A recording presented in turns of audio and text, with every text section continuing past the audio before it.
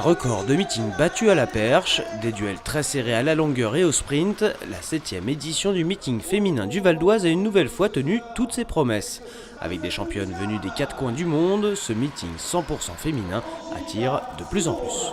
Il y en a très peu dans le monde, je crois qu'il y en a 3 ou 4. Et le nôtre est très connu parce qu'il a toujours rassemblé des athlètes qui sont de très haut niveau. Et ce soir, on a vu quand même des choses très sympathiques. Côté performance, le record du meeting au saut à la perche a été battu par la Russe Anzelika Sidorova avec une barre franchie à 4,72 m.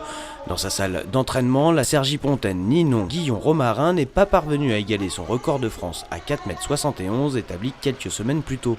Pour sa première participation au meeting, elle se classe deuxième du concours avec un saut à 4,60 m. J'avais déjà été invitée, mais comme je m'entraînais sur Clermont-Ferrand l'année dernière, c'était toujours compliqué. Et comme j'étudiais, ça tombait toujours en semaine, c'était compliqué pour venir. Donc là, c'est la première fois que je le fais.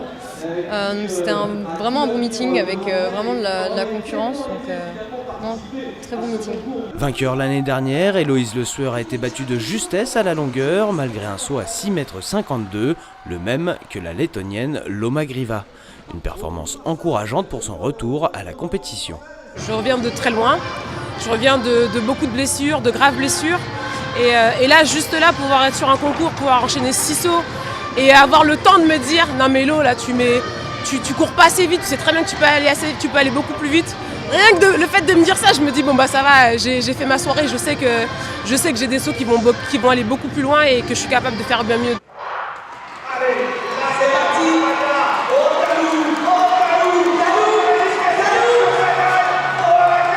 En 60 mètres, la double vice-championne du monde Talou s'est imposée devant la sud-africaine Karina Horn à 2 centièmes de son record personnel.